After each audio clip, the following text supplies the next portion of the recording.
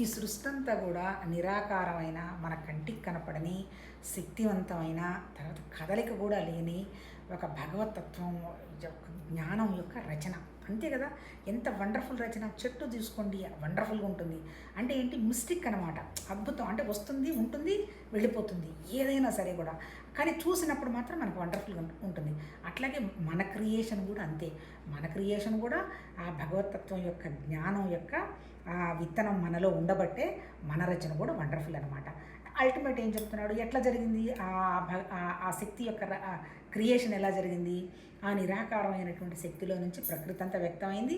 దాన్ని అపర ప్రకృతి అన్నాడేంది, నేల, నీళ్లు, అగ్ని, వాయువు, ఆకాశం, మనసు, మన బుద్ధి, ఆకారం. దాంతోపాటు పరాప్రకృతి అనేటువంటి బీజం కూడా మనలో వ్యక్తమైంది అంటాడు. బీజం అంటే ఏంటి? చైతన్యం, జ్ఞానం. అంటే ఏంటి? సృష్టి నడుస్తున్నది దేనివల్ల? ప్రకృతి అంతా నడుస్తున్నది ఏంటి? జ్ఞానము, శక్తి వల్ల. ప్రకృతి అంటే శక్తి, జ్ఞానం అంటే ఆలోచన. అంతే కదా! ఇలా ఉండాలి, ఇలా ఉండాలి అని అంతా కూడా ఒక నీతి ప్రకారం అంతా ఒక ప్లానింగ్ అంతా అయిపోయింది. అంతే కదా! ఇప్పుడు ముక్కు వెనక్కి ఉండాలి, ముందుంది కాబట్టి బతికిపోయాం. నోరు, కళ్ళు, చెవులు, అట్లాగే సృష్టికి సంబంధించిన కాళ్ళు, చేతులు, ఇవన్నీ కూడా ఏంటి? భగవతత్వం యొక్క రచన, వండర్ఫుల్ నియతి అనమాట. దాని ప్రకారమే నడిచిపోతూ ఉంది. ఇప్పుడు కాకపోతే మనది కూడా అంతే. అర్థం చేసుకుంటే మన సృష్టికి కారణం కూడా మనమేనని భగవతత్వంలో చెప్పాడేంటి? నేను ఊరిగిన ఒక తాటిచ్చి కూర్చున్నాను, కానీ ఈ సృష్టి, మీ సృష్టికి నాకేం సంబంధం లేదు. మీరు చేసే పనులకి, ఆలోచనలకి మీరే కారణం తప్ప నేను కాదు అంటాడు. కాకపోతే దాంట్లో పాటు ఇంకేమన్నాడు? ప్రకృతిలో ఏం వ్యక్తమైందన్నాడు? ఒక 3 గుణాలు వ్యక్తమైనాయి అన్నాడు. ఏంటి? ఈ ప్రకృతిలో సత్వగుణం, తమోగుణం, రజోగుణం. అంటే మన సృష్టిలో కూడా మనకి కారణం ఏంటి? సత్వగుణం, తమోగుణం, రజోగుణం. తమోగుణం అంటే ఏంటి? మన దగ్గర శరీరం ఉంది.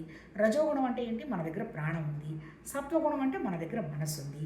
సత్వగుణం నడిచే ఆయుధాలు ఏమేమి ఉన్నాయి మన దగ్గర? సత్వగుణం అంటే ఒక మనసు, అది దాని ద్వారా నడవడానికి ఏమున్నాయి? 5 జ్ఞానేంద్రియాలు ఉన్నాయంటే మన నోరు, మన ముక్కు, మన కళ్ళు, మన చెవులు, మన స్పర్శ. అట్లాగే మన ప్రాణం నడవడానికి ఏం ఆయుధాలు ఉన్నాయి? కర్మేంద్రియాలు అన్నాడు. ఏంటవి? మన కాళ్ళు, చేతులు, మన నోరు, ఆ తర్వాత ఏంటి? మన ఎక్స్క్రిషన్, వాటికి సంబంధించి. అంటే ఏంటి? మొత్తం టోటల్గా మన తత్వం అంతా ఎన్ని ఉన్నాయి మన తత్వంలో? మన శరీరానికి సంబంధించిన తత్వంలో మన దగ్గర 24 లక్షణాలు ఉన్నాయి.